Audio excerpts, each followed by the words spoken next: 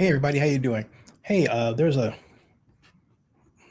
controversy that doesn't seem to go away, and the latest vision of it or version of it has to do with the actions of the Alameda County and the state of California's reported interest in looking at its actions vis-a-vis the sale of the county share of the Oakland Alameda County Coliseum to the Oakland Athletics. This was done back in 2019. And here is the document. Here is the press release that was issued by Communities for a Better Environment, title Alameda County Sale of Coliseum to Oakland A's Violates California Law. Okay. And it goes on to read that as follows: Alameda County is facing a lawsuit from the community around the Coliseum, which the county committed to sell to the Fisher-owned Oakland Athletics without first offering the land for affordable housing. After months of threatening to leave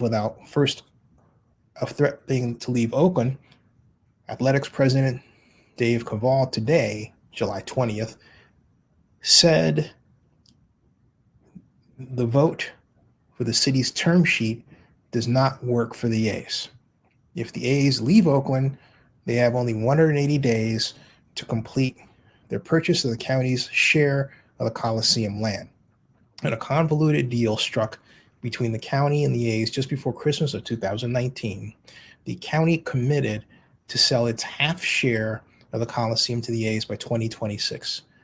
As the A's have said repeatedly, they do not intend to build a new ballpark home for the team at the Coliseum, as many in Oakland urge. Instead, they plan to develop the Coliseum land for profit. Meanwhile, Alameda County faces a housing and environmental justice crisis of unthinkable proportions. In 2020, the county homeless count was 8,437 people, of which 3,831 identified as Black, 1,461 identified as Latinx. This was a 3,000 person increase from 2018, when the total was 5,496, of whom 2,722 identified as Black and 929 identified as Latinx. California requires that when a public entity like Alameda County sells land it no longer needs, the land must first be offered for affordable housing, and any purchaser must commit that at least 15% of the housing built on the land will be affordable.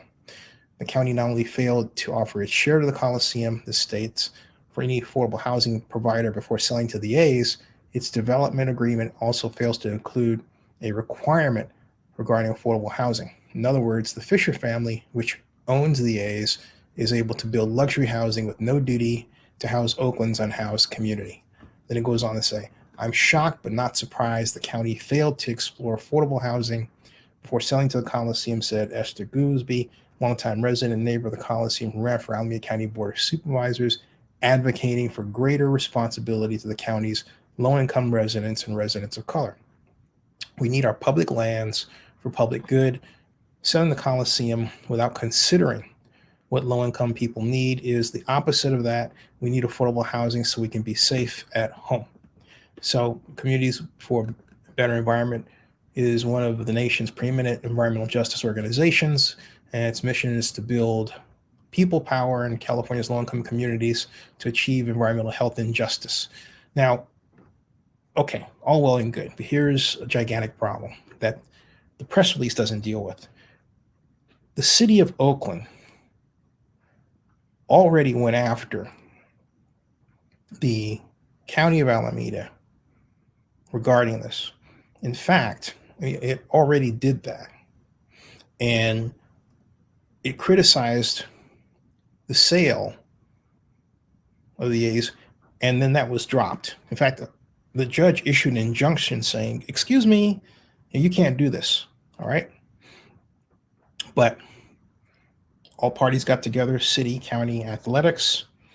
They came to a kumbaya agreement. Dave Kaval said he was happy with it. They let it go. And then the deal was consummated. Okay. Now here comes Communities for a Better Environment, essentially trying to hoe the same road. And my point is that adds up to double jeopardy. When you're talking about another lawsuit, that's double jeopardy. How can you, having already went through an argument that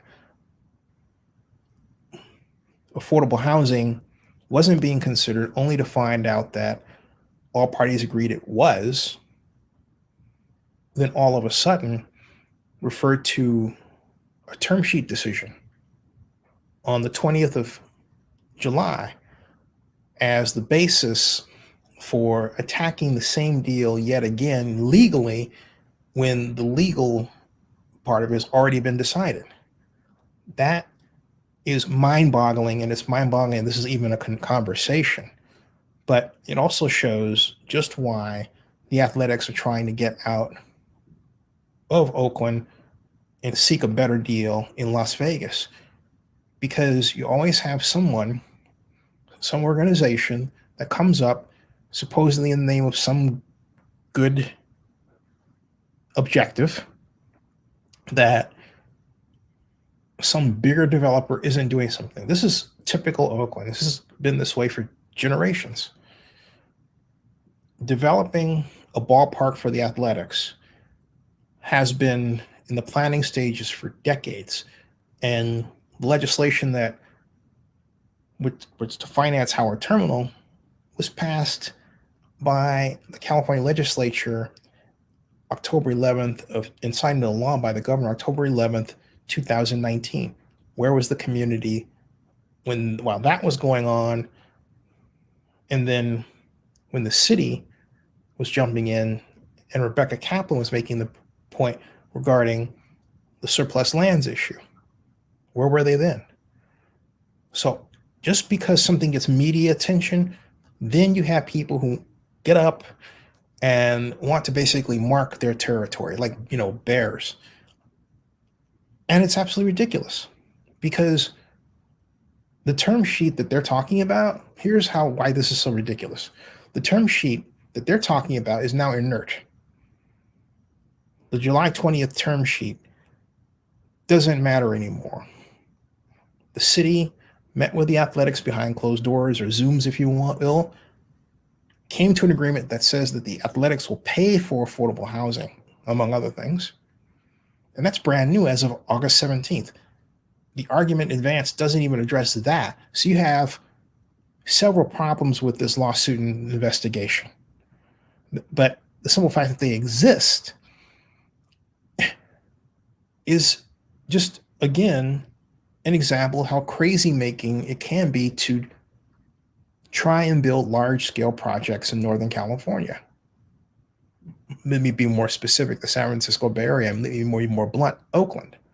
Because in San Francisco, you had a bit of a problem like this with the Warriors, but it was gotten by very quickly. In Oakland, it seems like it's one issue after the other, and all at the last minute. And again, this is our generation in Oakland. This has gone on really for 2 generations. I can remember when the Rouse Corporation was going to build a 2 million square foot shopping center in what we now call Uptown Oakland. And Paul Cobb, then the executive director of Oakland Citizens Committee for Urban Renewal, get this, 43 community groups together and said, basically, you can't build this. And, that's what he did in the 85 version of it. Then the Rouse Company came back with the proposal to do it in 91. They were originally supposed to vote on it in 89, and did Michael Spear, who was the push for the project, the Rouse representative, died in a helicopter crash in 91. And so in 92, the city council voted no on what would have been a $273 million subsidy for the facility, saying it's just too much money. Really, it wasn't. Okay. But it's just so typically Oakland, and it still exists to this day. So what happens is that for people who have money, who are generally white, who want to build a high rise in Oakland, office or residential, particularly under post Jerry Brown's 10K program, they can do it. But if you're talking about building a project that's for the public, that's entertainment related or hotel related or sports related or convention related. We don't have a large scale convention center, for example, folks. It always runs afoul of a segment of the community saying, hey, you're not doing enough for Black people, as opposed to making sure there are Black developers in the mix. Let me give you an example. I came to know way back in 1989 a fellow I was introduced to by David Glover. Actually, I was introduced to him by David Glover in 1991 at the Oakland Citizens at the Oakland Sharing the Vision Saturday meetup, where 500 people, Oaklanders, got together to decide Oakland's future. Not like you're going to do this, but a party. We were developing a set of objectives and goals and objectives for the city, and it came out in the book. So anybody who was involved in Oakland was there. That's how I met Phil Tagami. Phil David Glover, okay? Phil described himself as equity rich. He owned a house, but he was cash poor, okay? He was a real estate guy and known for adaptive reuse. Phil had a plan to rebuild the old Liberty House store called the Rotunda. He was being rejected by the city. Myself, a number of other people, including Oakland Mayor L.U. Harris, lobbied for Phil and got Phil a $32 million contract. It was his first development project. And I challenge anyone to say he did not do a good job or hasn't done a good job or hasn't advanced, because his California Capital Investment Group just got the right to redevelop the Concord military base.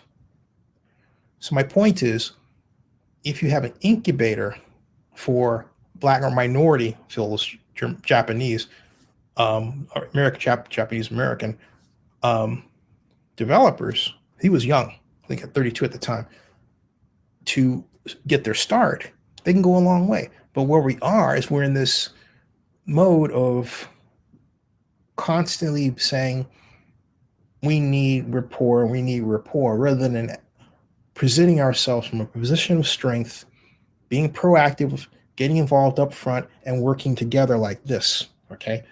And folks, that dynamic where we're not doing that is showing up more and more and more as our society becomes more tech-oriented, and this digital divide presents itself in many different ways, okay? Many different ways. So we got to stop it. We have to stop it. And what we have to go back to, what we had before, but the city and folks like me have have let society backslide. And now we have rules where you cannot have, for example, a concerted effort to have Black consultants out there representing the city. I mean, you can do it, but the law still, since Prop 209, kind of frowns on it. Oh, there's recognition now that, hey, you know what, we've gone too far.